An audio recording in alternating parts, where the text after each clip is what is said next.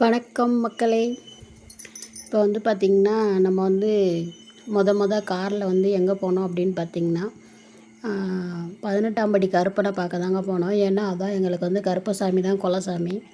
அதனால் எங்களுக்கு பார்த்திங்கன்னா மகாலிங்கத்தில் இருக்க கருப்பசாமிக்கு தாங்க குலசாமி. அங்கே போகலை, இப்போ கொஞ்ச நாளாக அங்கே போக முடியல.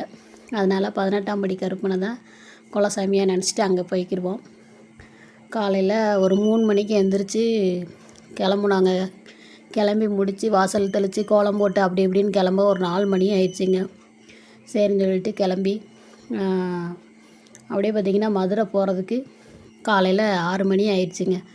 அங்கே வந்து ஒரு டீ கடையில் நிப்பாட்டி டீ குடிச்சிட்டு அதுக்கு பிறகு தான் 18ஆம் படி கருப்பனை போய் கும்பிட்டுட்டு அதுக்கு பிறகு அழகர் கோயிலில் போய் சாமி கும்பிட போனாங்க.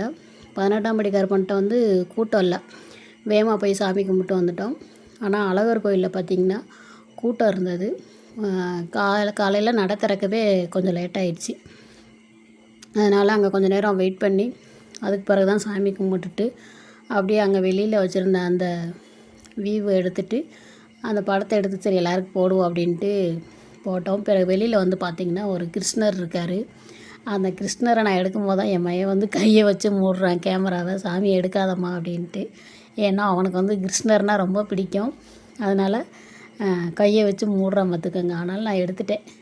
பிறகு பார்த்திங்கன்னா அழகர் கோயில் வந்து சுற்றி மலை இருக்கிற மாதிரியும் நடுவில் கோயில் இருக்க மாதிரியும் நல்லா இருக்குங்க பார்க்குறதுக்கு. அதுவும் அந்த மலையெல்லாம் பேஞ்ச டைம் அப்படி போனோம்னா நல்லா பச்சையாக இருந்ததுங்க. ரொம்பவே அழகாக இருந்தது. அதனால் எடுத்தேன். என் பையனும் நானும் தான் எடுத்துகிட்டே நடந்து வந்தோம். என் பையன் கேமரா எடுக்கிறத பார்த்துட்டு அப்படியே நகண்டுட்டான். அதுக்கு பிறகு நம்ம எங்கே போனோம் அப்படின்னு பார்த்திங்கன்னா சமயபுரம் மாரியம்மன் கோயிலுக்கு தாங்க போனோம். அங்கே பார்த்திங்கன்னா ஒரு 2 மணி நேரத்துக்கு மேலேயே தாங்க இருக்கும். ரொம்ப நேரம் லைனில் நின்று சாமி கும்பிட்டுட்டு அதுக்கு பிறகு வெளியில் வந்தோம். அப்போ தான் பையங்க கடையில் போய் ஏதாச்சும் வாங்குவோம் அப்படின்ட்டு சொன்னானுங்க. சரின்னு சொல்லிட்டு இந்த கடைக்குள்ளே போயிட்டு வேலும் பிறகு என் தங்கச்சி பிள்ளைங்களுக்கு வந்து பார்த்திங்கன்னா பாசியும் வாங்கிட்டு வந்தேங்க.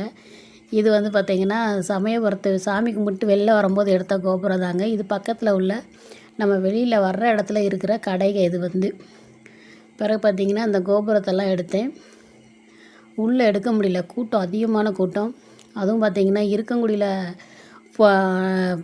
வீடியோ எடுத்து ஃபோனை வாங்கி வச்சிட்டாங்க.